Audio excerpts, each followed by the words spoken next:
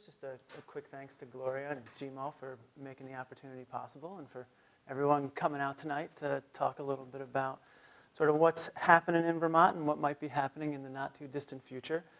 We'll start with a little appetizer, which is on the screen now.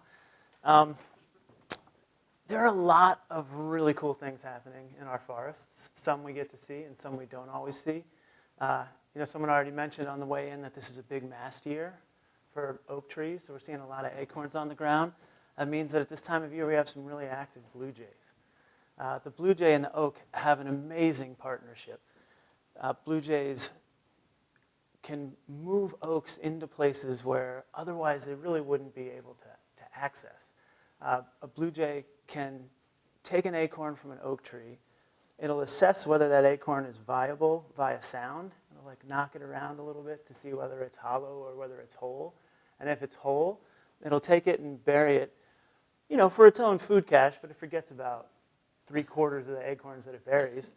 And it'll take them up to a mile away. So when we think about change, which we're going to talk about a lot, we think about climate velocity. At what pace is that change happening, and how does that impact various species in our ecosystems? So relationships like this, the oak and the jay, where a species is able to move a little bit faster because of the collaborators that it has in the woods, are going to get increasingly critical as things start to change. I'm going to make one more quick point about these two species, because we're heading into an uncertain future, and that uncertain future is likely going to introduce us to new and novel ecosystems. Maybe not me, maybe my kids, maybe their kids. It's hard to say exactly what that trajectory is going to be, but that's been kind of a forever thing. These are both, by genetics, Southeast Asian species. So they are native to Vermont. We consider them native Vermonters, but you look in the way back machine, and they've made a big trip as well. Just a tiny bit about me so you know where I'm coming from, and then we're going to get into the good stuff. I owe a lot to whitewater kayaking, actually. I grew up a whitewater kayaker, and through that process was able to experience boreal forest, tropical forest, and temperate forest in places where not a lot of people go, and see intact and largely untouched forest in a way that without that I never would have been able to. And that built a lifelong love for me. That's been combined with a lifelong love of teaching. And in sort of the happiest of opportunities, that brought me to Merck Forest about 8.5 years ago. So I'll say just a little bit about Merck. So Merck Forest is a nonprofit organization that's on a mission to inspire curiosity, love, and responsibility for working in natural lands. And we do that at 2 campuses. A 3,500-acre campus in the Taconic Mountains, and a smaller 144-acre campus, actually also in the Taconic Mountains, but a little bit further north, adjoining the Meadowy Community School. So that main campus, we welcome about 20,000 visitors a year. About 4,000 of those folks participate in some sort of educational experience on our farm or on our forest, and almost all have some sort of recreational experience on our 35 miles of trail and about 10 backcountry cabins. The campus up by the Meadowy Community School, while it is open for the community outside of school hours and has a beautiful new boardwalk, it's primarily so that children in our community have the opportunity to learn about nature in nature. So that's a little bit about Merck. We're going to get into quite a bit more about Merck as we sort of explore what's been happening in Vermont and what may be happening soon. I do have a couple of fundamental assumptions that I want to lay out for everyone so you know sort of what underlies the talk that we're getting into today. And one is here. We are never in nature. We're of nature. We, for the last almost 400,000 years, all the species that we share this space with have co-evolved with us. I'm going to mention a couple times throughout the talk today some opportunities to push deeper if you're curious in a few of these concepts. 3 in this space. One is the work of Arne Naess, who's a philosopher from Norway who in 1972 came up with a term called deep ecology.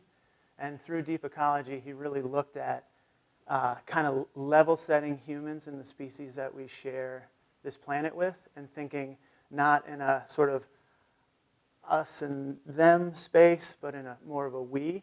And some interesting reading there. That wasn't a new idea in 1972. Robin Wall-Kimmerer, a Potawatomi botanist, writer, and professor at SUNY ESF, does an amazing job sharing sort of indigenous, traditional ecological knowledge that comes from indigenous cultures, and looking at how sort of you can conceive our relationship with nature almost as a kinship. And then the final one that I'll mention is a book called Staying with the Trouble by Donna Haraway, who really takes a forward-thinking look of what it might take to reshape our relationships with what she would refer to as the more than human species with which we share this land, so that we can be responsive as this coming change arrives. So that's the first fundamental assumption that will carry with us through everything we think about today. The second one is really important, and this is changing. We're changing about how we think about the woods as we make decisions about what we're doing in the woods. When I came to Merck almost 9 years ago, we were still on the forest side of science side of things, primarily thinking all of these trees are competing with each other for light. Right? The trees that are accessing more light are doing better. They're shading out the trees that can't get there. Those are winners and those are losers. We were entirely wrong. Susan Simard, who's a forest ecologist from the Pacific Northwest, who comes from a family of actually lumbermen, so timber, folks that worked in the timber industry in the Pacific Northwest, did a phenomenal experiment, and she basically injected a balsam fir tree and a birch that were side by side with two, essentially, with carbon dioxide that they converted to sugars that she could kind of track to see, they were radioactive is how she tracked them. And so they were completely different. She could see which sugar was in which tree, anticipating, that I'll just see what happens here. What she found was those trees, over the course of the year, exchanged those sugars.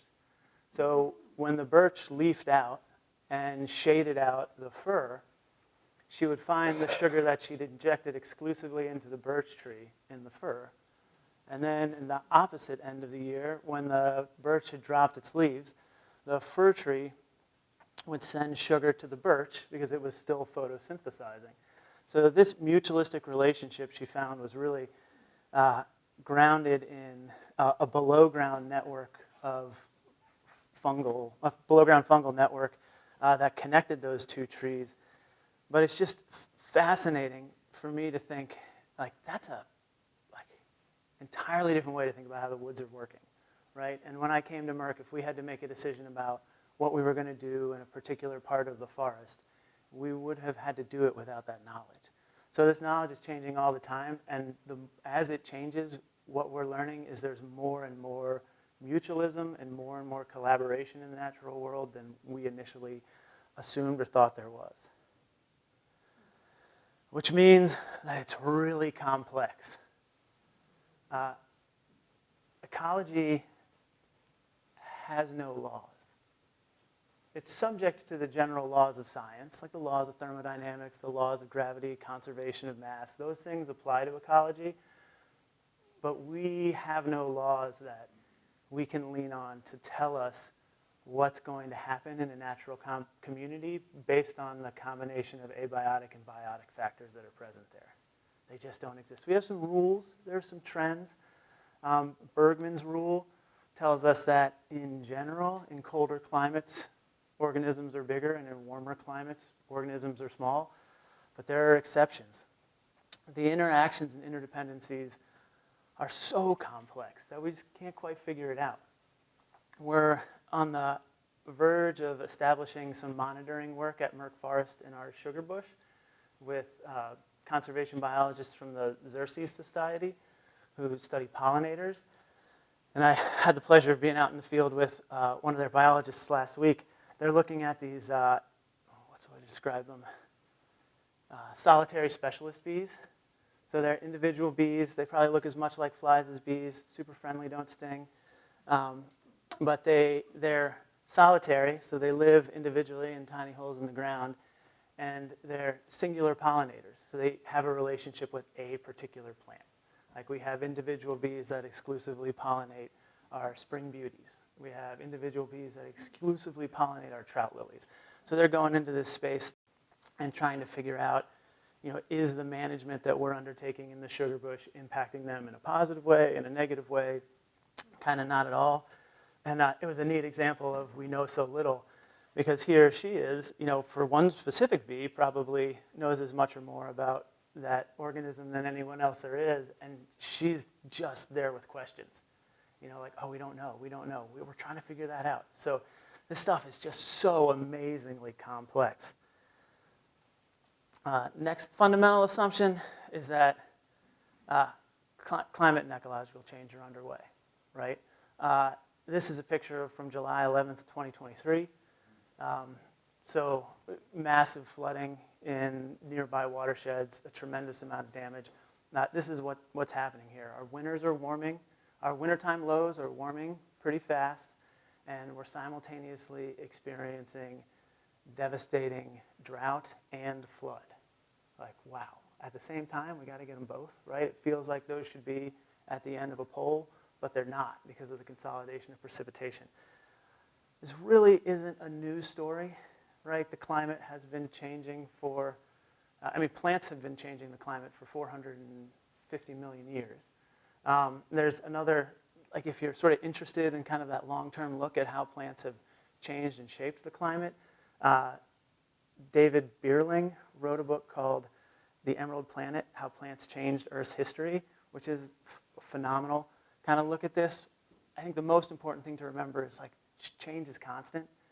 Sort of we've seen this relatively small window. If you think of the sort of history of planet Earth, and if I were to take that timeline and start it at my shoulder and run it to the tip of my finger, the Earth forms around my shoulder. Life arrives on planet Earth, like complex multicellular life shows up somewhere around my elbow. The extent of human existence is like I could file off with an emery board on the tip of the end of my finger. So we've only been here for a moment. These changes we see feel dramatic, but it's always been changing, so it's important to understand those historic changes as much as possible. But it is here. It is happening. The last one, and maybe the most important one, is climate doomism is destructive and it undermines meaningful action. I would posit that doomism, is it safe to say it, is as dangerous as denialism.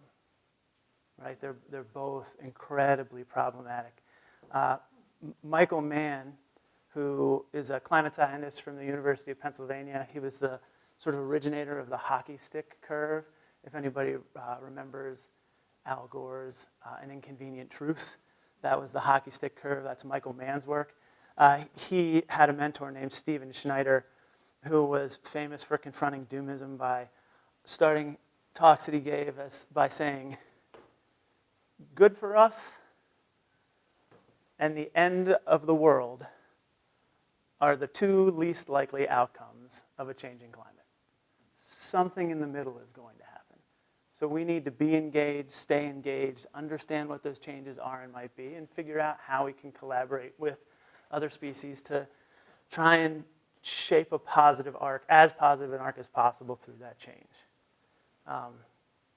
Because we're looking for extraplanetary opportunities as a species. We find planets that are in the thing we call the Goldilocks zone that may or may not support life, may or may not support complex multicellular life. But at the end of the day, the Earth is phenomenal.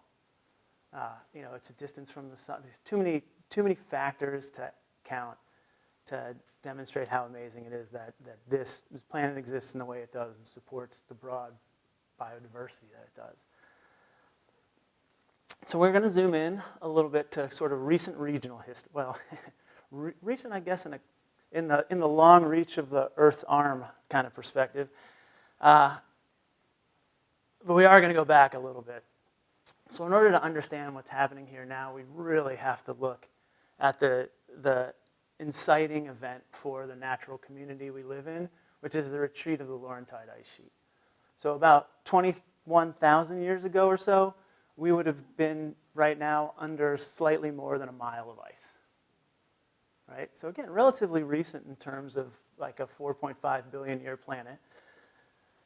You can see the graphic on the screen now shows kind of the retreat of that Laurentide ice sheet over about 10,000 years. So the ice sheet in this first slide pushes down south of Vermont.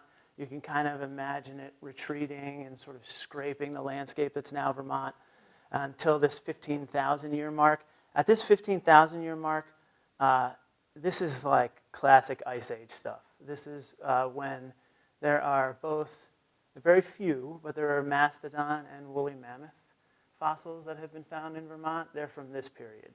Like the ice sheet leaves, it scours, leaves kind of a tundra-like place in its wake, and we've got these big megafauna. By 11,500 years ago, we're transitioning from a closed canopy softwood forest to the temperate broadleaf and mixed forest that we know today. So the forest that we're currently living in is about 11,500 years old in terms of its natural community. And this process of succession is something that's ongoing in our forest. So if you think of that inciting event as the retreat of the ice sheet, that took things down to bare rock. It stripped away everything, and then over time, this process initiated where soil started to come in, eventually little grasses and perennials grew. That the end of this pioneer species stage is when the big megafauna would have been here. Then we start to get grasses, shrubs, and shade-tolerant trees. That's the closed canopy pine forest that we had 20,000 or so, or 15,000 or so years ago. And then the shade-tolerant trees that we know today kind of achieve this sort of climax state. That's old-growth forest. It's called old-growth forest. It's called primary forest. I think the most important thing to understand about primary forest, moving into the rest of our chat today, is that it is dynamic. Primary forest isn't just like a whole bunch of really old trees. It's trees that are getting knocked down by wind, by flood. It's trees that may have a run of disease. They're going to fall down. New trees emerge. So there are unique features of primary forest, but it's dynamic. Some of it's going to be young. Some of it's going to be old. Here's a little picture of some primary forest. This picture is not from the Northeast because there's not a lot of great intact primary forest in the Northeast, especially in rich soils. This is from the Pacific Northwest. And you can see listed on the slide some of the features of primary forest that make it incredibly rich and biodiverse and incredibly beneficial that are also currently largely lacking in Vermont. So we're going to explore why aren't those features here now? I will quickly mention that there is a small stand of primary forest at Merck Forest and Farmland Center, which is worth a look. I'm a big forest nerd, so I can kind of go in there and I see what's happening. But even if you don't see kind of the forest ecology in that space, you can feel the difference. It's obviously, there's something different about that space than there is about any other forest in Merck. That forest is there because it is on the steepest, driest, rockiest, poorest soil at Merck Forest and Farmland Center. Those trees were the hardest to reach, and they were worth the least, so they weren't worth the effort. Nonetheless, ecologists from Bennington College came up maybe in 2009 and did some biodiversity plot surveys around the property in our richest soil and in our poorest soil. And of all the plots that she and her students did, that primary forest posted the second highest biodiversity score, second only to our absolutely richest soil.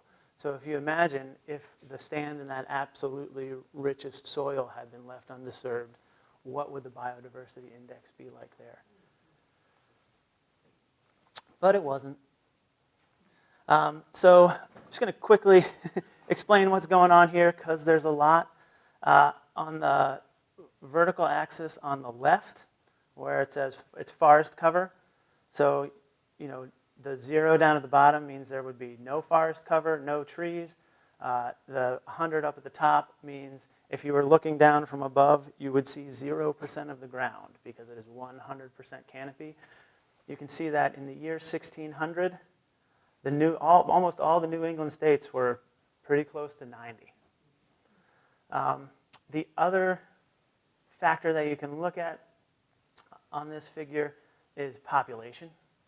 So the sort of key for population is on the right vertical with 0 million people at the bottom and 16 million people at the top. So you can see over time from 16, 17, 18, 1900 and then to 2000 how population grew and how forest canopy changed.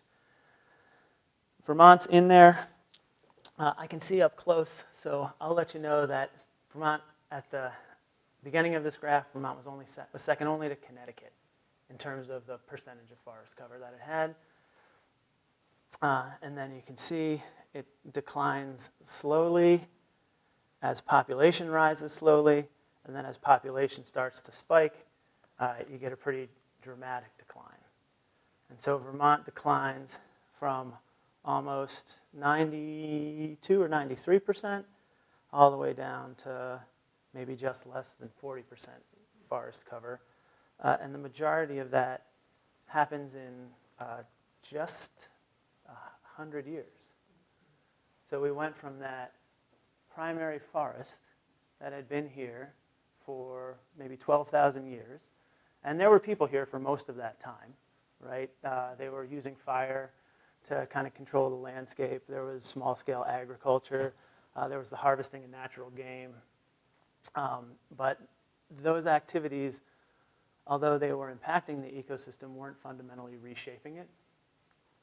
European colonization fundamentally reshaped the ecosystem. Trees were cut and burned to make way for agriculture. The global wood market gave a value to the trees, so many of them were felled, shipped upriver to Montreal or downriver into Connecticut, and many of them went overseas. It was the initiation of the global wood market. So within about 100 years, Vermont lost the overwhelming majority of its forest. Thinking about that primary stand thing we were talking about a second ago, they didn't leave behind the best stuff, right? So what left, what was felled, was the richest, most biodiverse natural communities that we had. Yeah. In the population, did that include Native Americans, or are you saying there were not no Native Americans? No. So small, it doesn't even include that? So I could look at the census. I'm not 100% sure, and that's a great question. This comes from work that was done at Harvard Forest. So we could dig in, and that, like exactly what is in that data would be available to us. So I'd be happy to follow up and determine whether they're in there, who exactly is in there. But so there was a stable indigenous population, and then with the arrival of Europeans and smallpox, that population dived, and the European population took off. So what you're seeing in the steep slope is the arrival of largely European settlers. And I mentioned I came from Merck Forest. Doesn't look like this now, but it did in 1900. And you can see in the background, you can kind of see a denuded Dorset Peak, which is hard to imagine. The large mountain between Merck and Smoky House. So, most of our forest was gone as recently as 100 years ago. But secession, right? So our natural community, it doesn't stop. Like the seed stock for the next generation of forest was in the ground when those trees were felled. So that ecological process continues. We didn't go as far back to bare rock, so it didn't take 12,000 years to get there again. We went back to this sort of grasses and perennial phase, but nature persists. This is what that persistence looks like with some images from Merck. So on the far left, you've got basically pasture. A significant percentage of Vermont was converted to pasture for the global wool market. Then you can start to see this pasture changing into brushy, shrubby stuff. This is the stuff that's like sometimes the worst to walk through. It's thorny. You've got blackberries in there. You've got raspberries in there. All that good stuff. From those, then we've got that same stuff on the left here. Forest continues to mature. You get this young forest stage, anywhere from like 12 to 15 years after an old field has been allowed to just kind of recover into the seed stock that's in the soil. And then after that young forest, you start to get this early to mid-successional regeneration, second growth forest. That is what Vermont is overwhelmingly comprised of from our south border to our north border at present. So that recovery, the global wool market crashes, the potash market crashes, people start to move west a little bit to farm. The hilltop farms in Vermont get abandoned, and there's no active reforestation effort reflected in this graph. The land just gets left alone and does what land does. Through that process of succession, it begins to regenerate forest. Around this same time, Vermont's facing an economic crisis because its industry is gone, its people are leaving, it's trying to figure out what to do, so it begins to promote these abandoned hilltop farms and landscapes as wilderness retreats to folks in Boston, to folks in New York, to folks in Philadelphia, and as long story short, as a part of that process, our founder, George Merck, winds up beginning to acquire land in Rupert, the land that becomes the Vermont Forest and Farmland Foundation and later renamed in his honor. Lucky for us, there's more to George Merck's story than just wanting to build a family retreat. In his teen years, he spent time with his uncle Ollie, Carl Schenck, who was one of the world's really first scientific foresters. So he was one of the first scientists in the world who proposed a strategy for forest management that was something different than cut the trees that you can see so that you can then see new trees and cut those trees. He, along with Gifford Pinchot, who was the founder of the U.S. Forest Service, developed forest management strategies that were founded in that idea of succession. We understand what this natural community is going to do. Can we work in concert with this natural community to harvest some but not all and leave the forest in place? So, among other things, Carl Schenck formed America's first school of forestry at the Biltmore in what is now the pink beds of the Pisgah National Forest. Carl Schenck is central in this picture with a class of young foresters with him. Our founder spent his teen years at that school of forestry with Carl Schenck, learning about his practices and what he was doing. So he brought not only those ideas to Rupert, he also brought Carl Schenck. So in 1952, Schenck came to Rupert, walked all of the land that was owned by the Vermont Forest and Farmland Foundation, and drafted this beautiful forest management plan, which, to summarize, 50 or so pages of documentation, says you got to let it grow back. This landscape has been hammered, and it needs time and it needs help. There was more in it. There was some beautiful detail, including an addendum he added at the end that talked about the emerging understanding of how plants can transform atmospheric carbon into tissue. And there's a sentence in there that's like, you guys don't need to worry about it, but it's going to be important and I don't know why.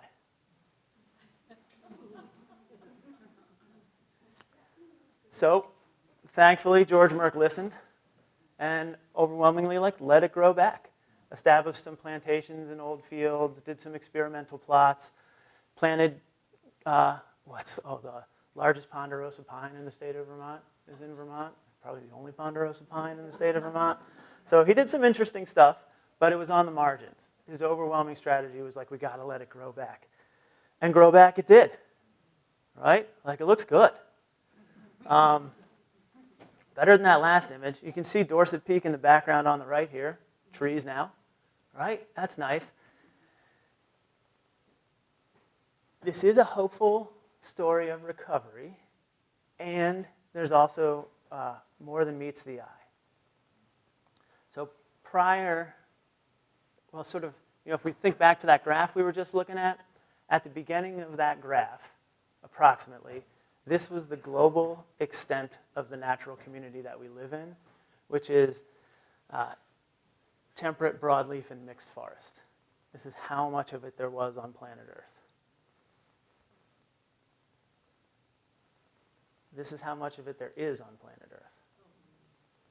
Right? It's a massive change in the distribution of that natural community. Also, since the entire state of Vermont, almost all of New England, was felled at essentially the same time, and it all began to grow back at the same time, as recently as 125, 150 years ago, the forest is different now, even though it looks great, than the forest that grew largely undisturbed, although human managed, but not ecologically disturbed, over 12,500 years.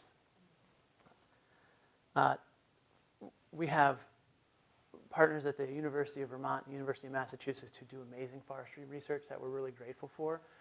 This comes from their work, and they're thinking about ways that we can engage in processes like ecological forestry and climate-smart forestry, things that allow us to go into the woods, look at what's happening, and make some decisions about where we might harvest trees, where we might leave stands intact, and how ultimately through that work we can attempt to reestablish those old forest conditions at an accelerated rate.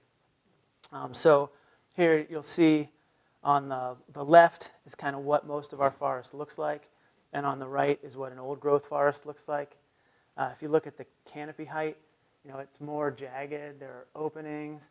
There's understory, there's midstory, and there's overstory, where we mostly just have overstory right now in Vermont. You can see standing dead trees. You can see this dead trees on the ground.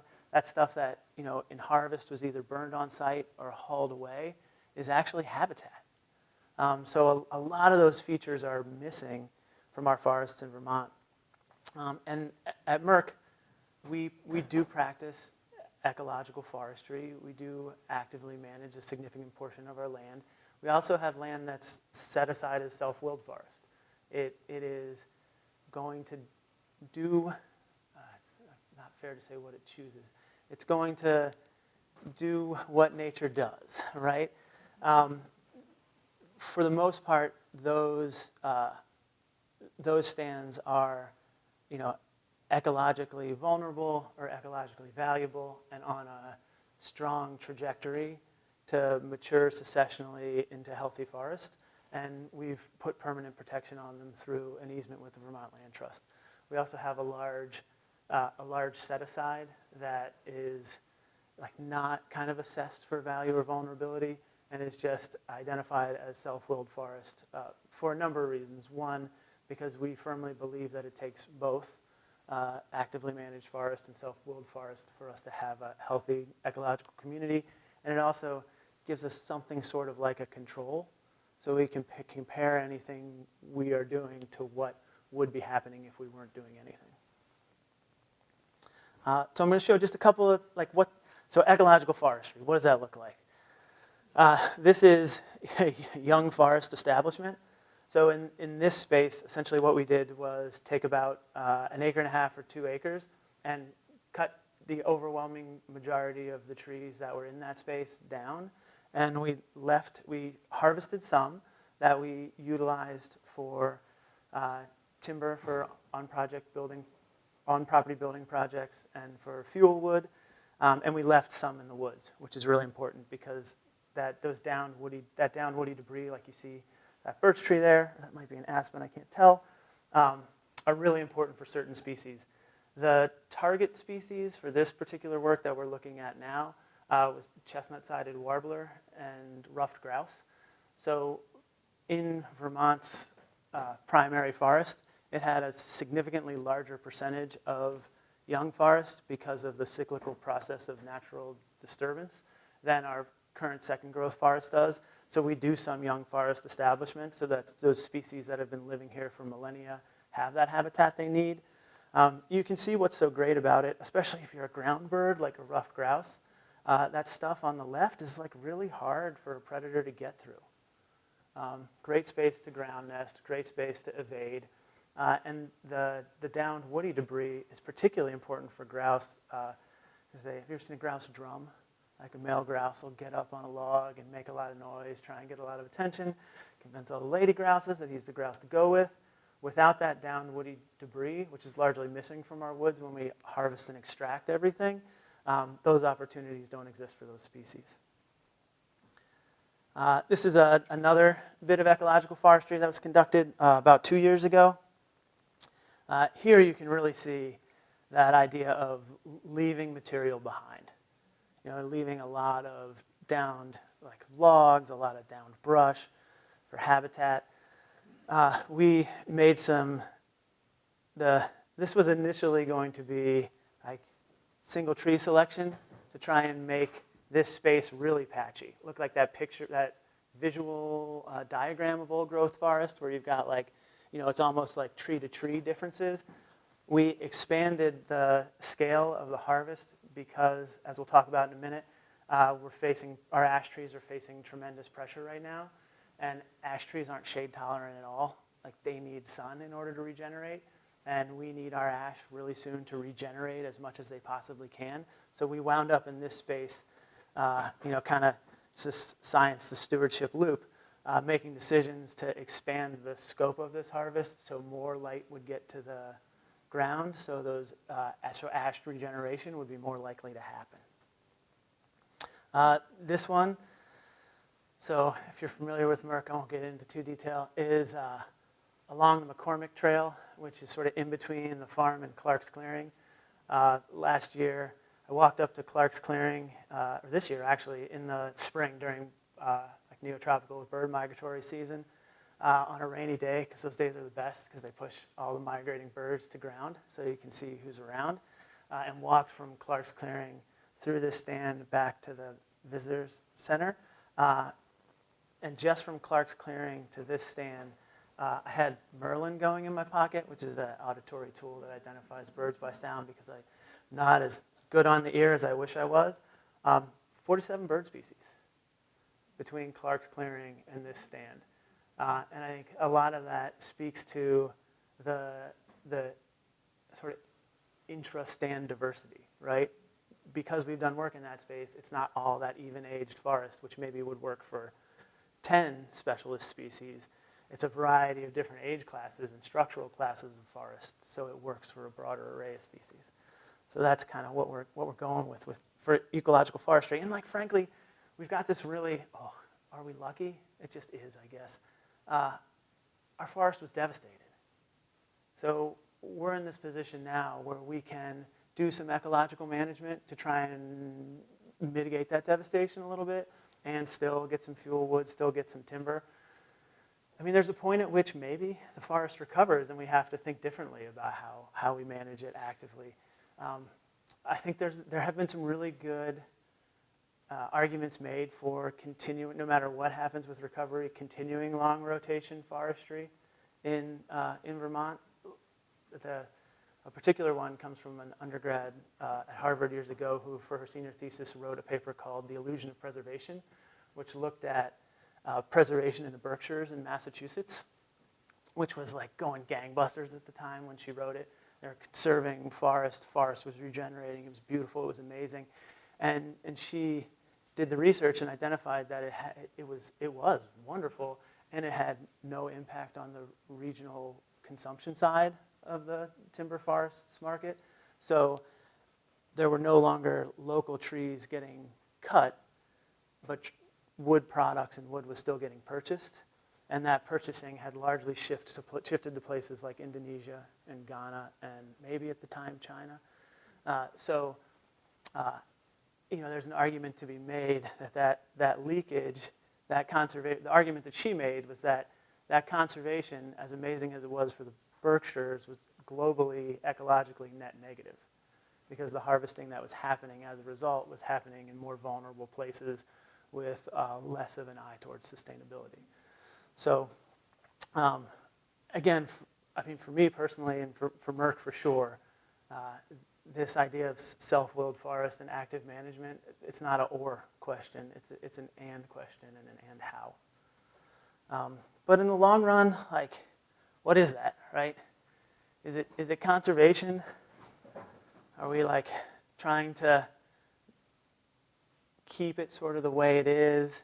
Is it mitigation? Are we trying to not let it kind of become what it seems to be becoming? Is it restoration? Are we trying to make it something it used to be? Is it preservation? Are we just trying to like put it in a box and make sure it never changes? Like all of these strategies can have amazingly positive outcomes, and they all have brilliant people thinking about them. From a Merck perspective, we're not exactly focused on any of these. We're kind of living in this space, adaptation. This land and landscape, this natural community is on the verge of tremendous change, and we need to be thinking about how we can collaborate more deeply with the other species in this landscape to manage that change together. We've got to adapt to new scenarios.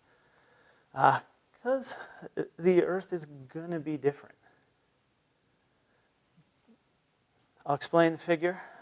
So the orange line is observational data. It's like at thermometers, right? So those are observed temperatures. The zero line, this is where it gets interesting, is essentially the mean ground temperature between, I think, 1950 and 2000. So what this does is it shows change in the orange line relative to that stable mean. So versus that stable mean, we can see between 1900 and 2025, temperature has steadily increased in the state of Vermont. I mentioned earlier that we think about like global warming. In Vermont, it's like global less colding. Our summers have, in this time, our summers have warmed like 1.5 degrees Fahrenheit. Our summer highs, our winter overtime lows have warmed something like 9. And that's a big deal for our natural community. The green and the gray for you stats folks is, I guess, the 95% confidence interval. The green and the red are predictive. So the International Panel on Climate Change uses an ensemble prediction tool called CMIP6, which incorporates like on-the-ground monitoring, a lot of algorithmic work, and kind of paleoclimatic reconstruction to try and give us the best understanding of what might happen in the future. We can't figure out what's happening now, so the confidence of what's going to happen in the future is low. This is the best thing we've got. These are two projections. The green projection is essentially consistent with an IPCC, a model that looks at pretty moderate to aggressive reduction in the burning of fossil fuels. So if we like hit those Paris Accord numbers, this green thing is likely to happen. It's our best guess. If we don't hit those numbers, if we just if we just keep going and kind of utilize all the available fossil fuel, this red scenario is a little more likely. But looking at that over a couple hundred years, it's hard to understand what it means. So we're going to zoom way out. So we've got 70 million years of climate data. We're not going to live in this space too long, I promise. I want to point out a couple of things about this figure because it can get a little confusing. So there are 3 sections of this graph separated by white lines. The one on the left is pretty long and encompassing, and then there are 2 shorter ones on the right. The horizontal axis changes in those spaces.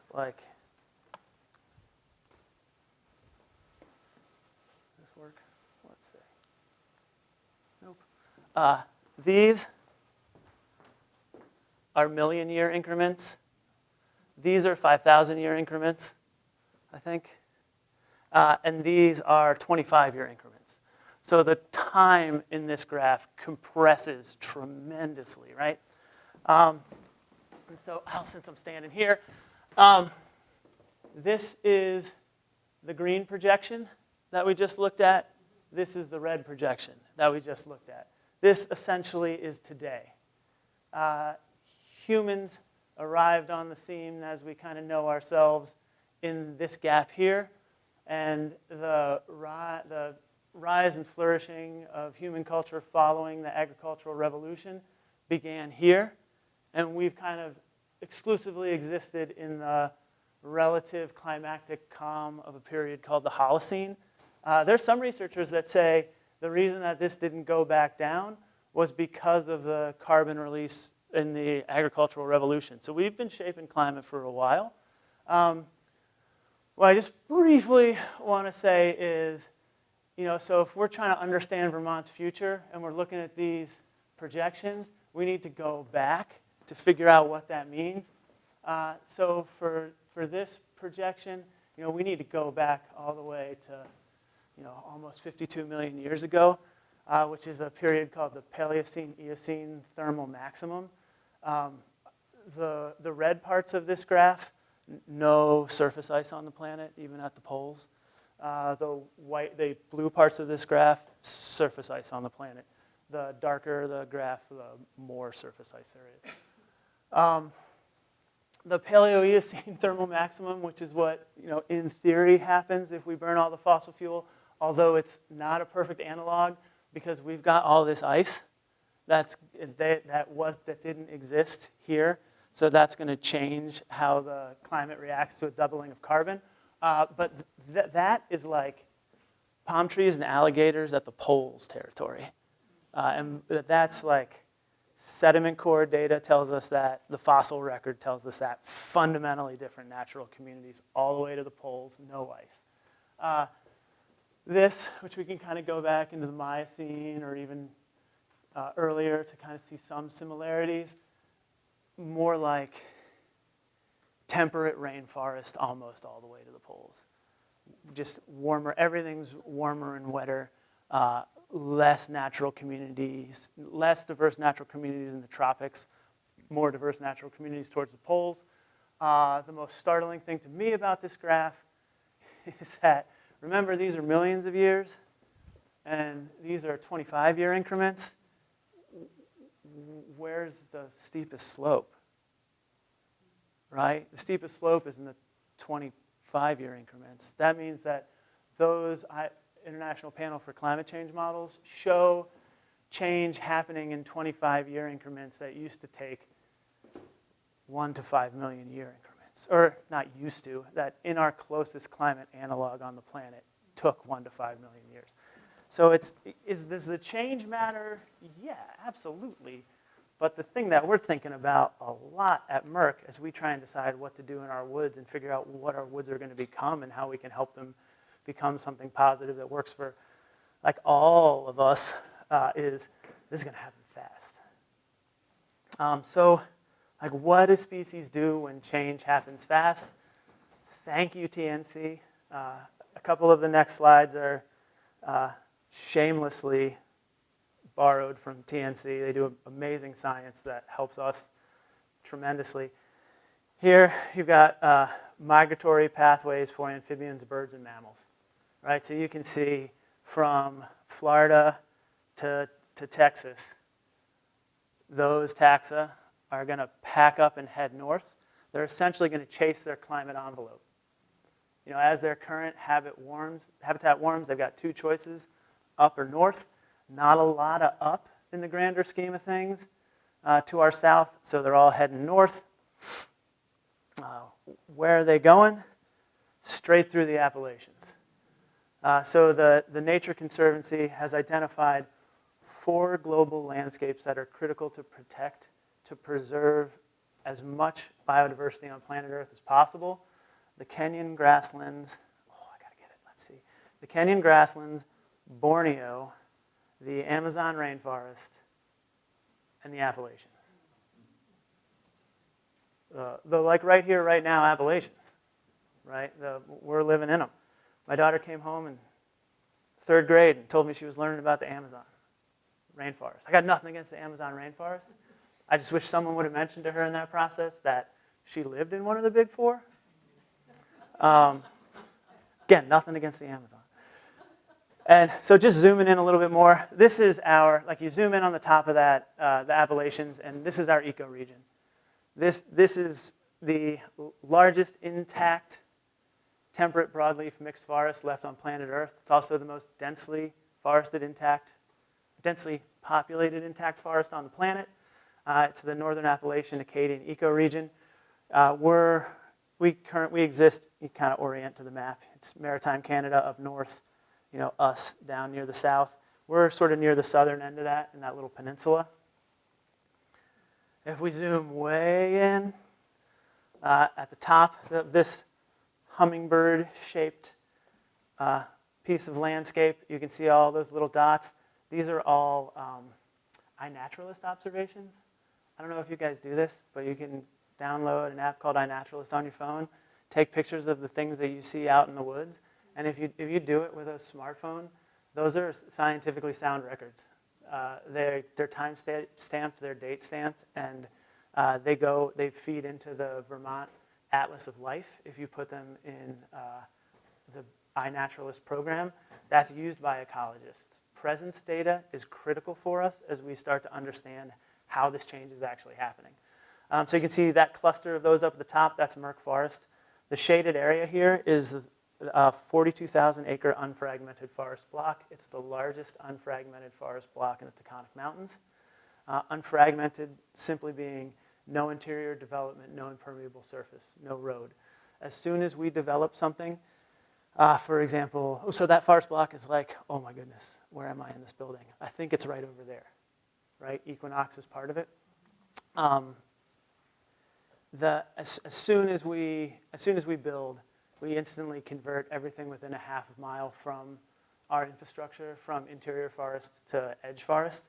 And it switches from habitat that's suitable for all those species that we get super excited to see because we never see them, like lynx and fisher and moose, to those species that like to cohabitate with us, like squirrels and chipmunks and groundhogs. Nothing wrong with squirrels and chipmunks and groundhogs. We just need to make sure that both of those species have space. So this space is critical. The Taconics are also one of the most significant climate refugia along that corridor.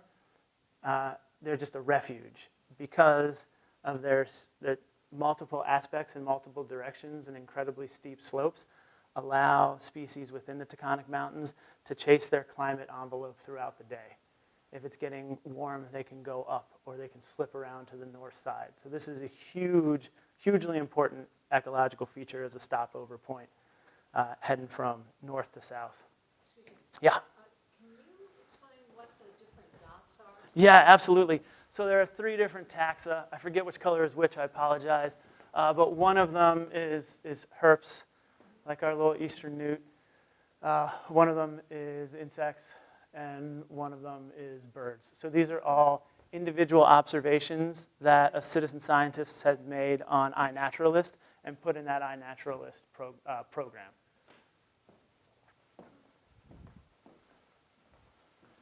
Which, if you want to help out, is a surprisingly powerful thing to do.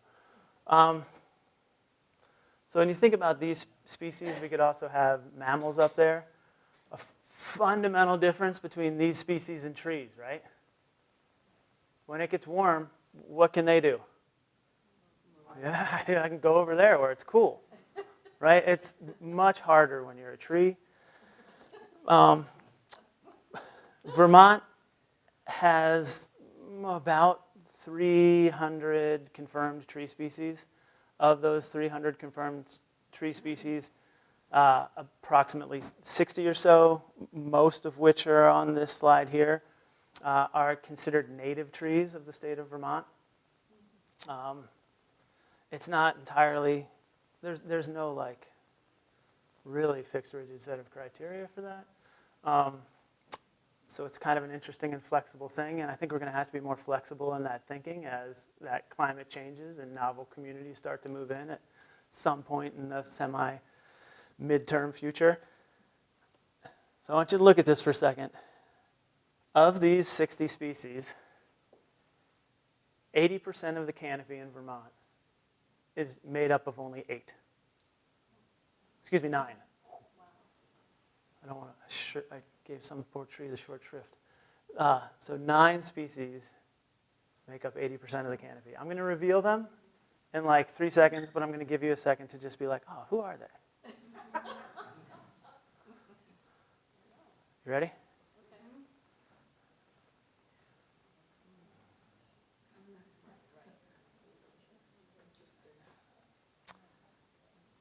There are some species that we see a lot here in southern Vermont that we easily could have put on our mental list. It's just important to remember that we're in Vermont's banana belt, right? So we're at the northern range of some of those species. So if you'd been thinking of like, man, there are a lot of oaks. Oak could be on this list. There are a lot of oaks here. And there may be a lot more oaks in the Northeast Kingdom in the not too distant future.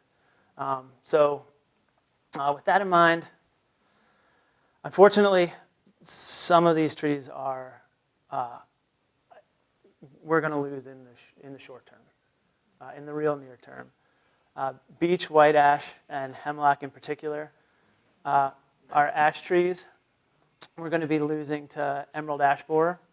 We have confirmed that there is emerald ash borer at Merck Forest and Farmland Center. We're likely to lose our ash trees over the course of the next 6 to 8 years. There will be some lingering ash, 5% survive. That emerald ash borer is an insect, so it eats its way through everything it can, gets to the north, and then eats its way back. Eventually it runs out of food. There is evidence of some recovery in places that have already been infested because seed stock outlasts the ash borer. We won't likely get our ash trees back in the volume that they are now. They're about 6% of our forest, but there will be some white ash around. Beech, we are going to lose entirely to a little nematode that causes beech leaf disease. We have seen trees at Merck for the first time this last year that appeared to show evidence of beech leaf disease. It's sort of a tiger striping that you see on the beech leaf. There are other things that can do it, so we don't know for sure that that's beech leaf disease. So from that tree, we'll send leaves away next season to the state, and they'll test it and tell us for sure. If we do have beech leaf disease, we will lose our beech trees likely lose our beech trees before we lose our ash, like maybe as quickly as 4 years. Eastern hemlock aren't under the same immediate pressure that the beech and ash are, but given the fact that winters are only warming, this landscape will likely be suitable for hemlock woolly adelgid in the not too distant future, which will do essentially the same thing that little nematode and the insect emerald ash borer are doing to that beech and ash, respectively. So we're on the docket to lose 3 in the not too distant future. There are 3 more that are incredibly climate sensitive. Balsam fir, sugar maple, and yellow birch. These are 3 species who are likely to lose their climate envelope at some point in the future here in the state of Vermont. Now, you saw kind of the span and confidence intervals in those 2 projections. It's hard to say when that's going to happen because it's hard to say exactly what the pace of this change is going to be. But in all likelihood, it is going to happen unless one of these species has a genetic flexibility that we don't know.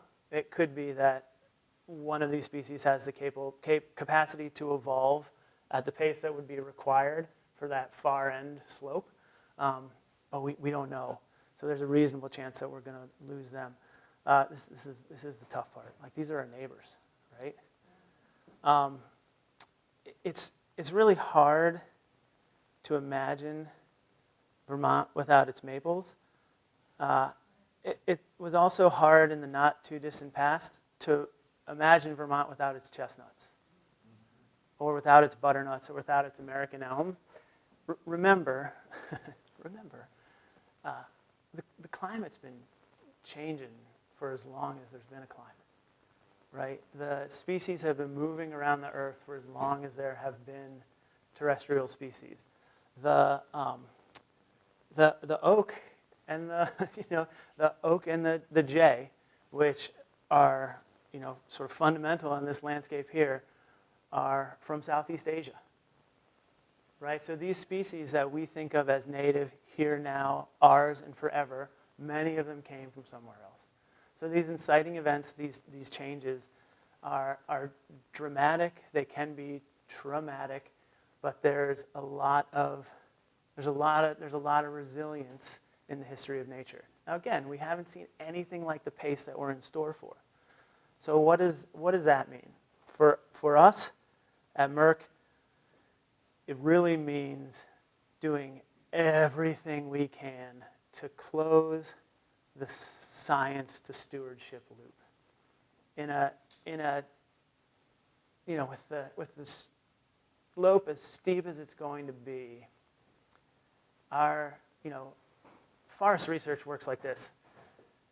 Somebody sets up forest monitoring plots, like when they're in grad school. And then they teach and research in other people's forest monitoring plots for decades. And then there's finally been enough time for them to get a grad student to go back to their forest monitoring plot and see if anything changed. We don't have that kind of time anymore. When we go back to those plots 40 years later, it may be like a different natural community than when we put the plot in. So, people who are doing active stewardship work like we do at Merck, we need information in a much tighter loop. So we're going to increasingly going to have to bring the science to the landscape. We're going to have to do a lot more active monitoring, and we're going to have to do a lot more guess and check in real time. We're going to have to try lots of different strategies, see how those strategies are creating have relative drawbacks or benefits, and adjust those strategies as we move. What might that look like? Assisted migration might be a big part of our picture. We might be doing a lot of species distribution modeling, figuring out how that climate envelope is changing, what the velocity of that change looks like, and where there are what's called microrefugia, topographic places on our landscape that will continue to support species that can't have the broad range here they did previously, and ensure that seed stock is in the right places to survive and persist across that change. So we might do a lot of modeling to determine that. There's a real reasonable chance we'll be doing provenance testing in the not too distant future, which would, I guess we've been doing it for a while because I mentioned that, ponderosa pine that's at Merck? There might be a lot more of that in our future. There might be some orcharding, southern zone species to see if they can survive and thrive as this temperature changes, so we can start to orchard and repopulate stands that are not seeing regeneration, if that's something that occurs because of the pace of this change. And then seed saving and dispersal is going to be another big one for us. That's something that's already happening with those ash trees. We're thinking about, while we still have ash, and this is not just us, this is a widespread effort throughout New England. There are communities, especially indigenous communities, who rely on black ash as a central component of their culture, who are bringing in as many volunteers as they can to do seed saving efforts, so that once that EAB kind of eats itself to death, those ash trees can be repopulated. I already mentioned this, there may be, depending on, as we close that science to stewardship loop, if nature is doing a better job than we're doing with active management, we may have to step back and say we need to shift permanent protection in our landscape to a greater percentage self-willed forest. We're going to need to respond in real time to see what's working and what's not, and what changes do we need to make. And there could be some active rewilding for us. We may be reintroducing or introducing species into this land or landscape because it's changing at such a pace that it's losing apex predators, or there are other parts of the food chain which are starting to break down. It's going to be It's crazy stuff. And it's gonna be an all hands on deck kind of effort. So then, like, what can we all do, right? We got to be the J. And what I mean by that is, like, we've got to look beyond ourselves, see what is and isn't working, see what species need support, and figure out if and if so how we can provide that support. We need to build new relationships with the species that we share this landscape with, and start to think differently about what we do. I mean, that starts with what we're doing, what you're doing, and what I'm doing right now, which is learning. The more we talk about this, the more we learn, the more we understand. The next step is to share it, right? These conversations need to happen everywhere and at all time. And not without doomism, without denialism, as apolitically as possible. It's ecology, right? This is just what is. There's data, there's science, there's what we see happening on the land already. And we need to be able to talk about that. And then we need to engage in it. This is going to be an all-hands-on-deck effort. There are a lot of wonderful organizations in our region who are positioned to do work in this space right now. Equinox Preserve Trust, which is right here, is one of them. Smoky House, Hildene, the Nature Conservancy. I'm going to leave out organizations which I shouldn't, but they're out there. You know, Merck, obviously, close to my heart, one of them. You know, we need everything. We need volunteers, we need trustees, we need donors, we need folks who can connect us with partners and other folks that they know that can stitch together this effort so that we build social capital and apply that social capital to the wicked problem. And this really is a wicked problem. But like going back to the beginning, it's going to be good for us, and the end of the world are the two least likely outcomes of the change that's coming. So what we need to do is collaborate with one another and with the other species that we share this landscape with to manage in the middle and figure out how we can continue to thrive in a changing world. So with that, I would love for it to become a little more conversational.